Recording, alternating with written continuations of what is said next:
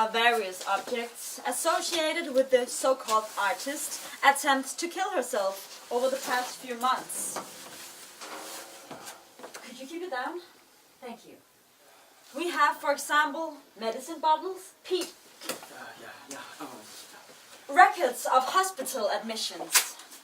Polaroids of the several HIV-positive men with whom she has had intentionally unprotected intercourse. Pieces of broken glass and, of course, suicide notes. Well, I don't know about you, but after a few minutes of this, I rather began to wish she'd succeeded the first time round. At least she would have made her point then. With respect to you, Christina, I think she'd find the whole concept of even making a point ludicrously outmoded.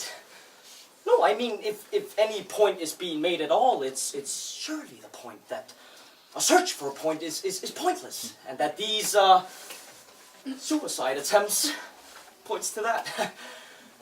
It actually makes me think of the Chinese proverb, the darkest place is always under the lamp. The darkest place? The darkest, yeah. Why can't people learn to draw? I mean, why can't people learn to paint? Pete, students should be taught skills, not ideas. Because what we see here is the work of a girl who quite clearly should have been admitted not to an art school, but a psychiatric unit. Wait, what? A mental hospital, Pete. Somewhere where she could receive treatment. I think this is some kind of... Seems like you're trying to reinstate the notion of ENTARTETE KUNST or something like that. What an absurd overreaction! Overreaction? Have you listened to yourself, Christina? The so-called degenerate art prohibited by the Nazis? No, I mean, what you're saying is that this artist should not be allowed to produce work, but should instead be compelled to undergo psychiatric treatment?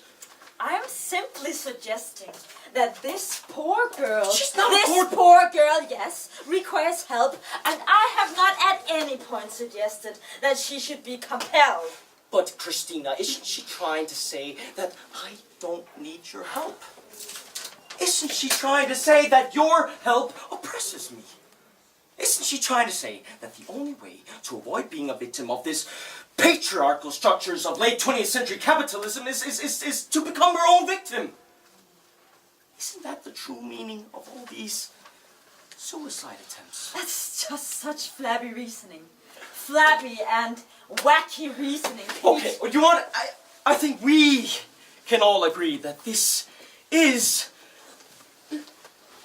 a landmark work. I mean, it's moving. It's timely, and it's kind of dark and cryptic, but it's also inspirational and creative and amazing and beautiful and sex.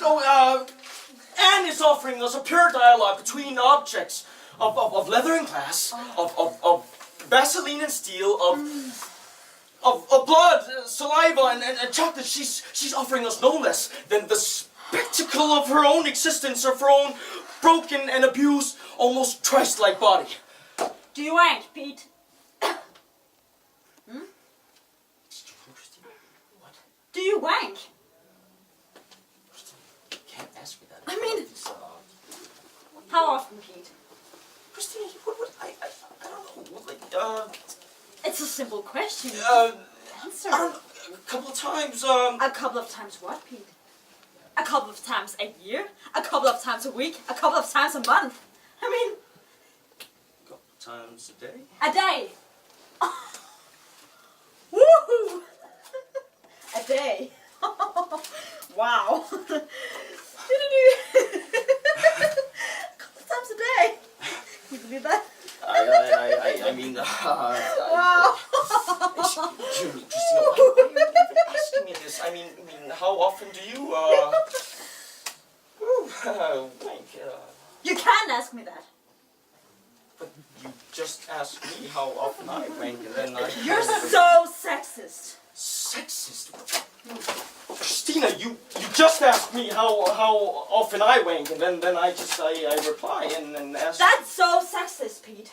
But that was I'm gonna report that was you. sexual harassment. I'm gonna and report that. You can't. Then I'll. Yes, I am. Christina, you can't just.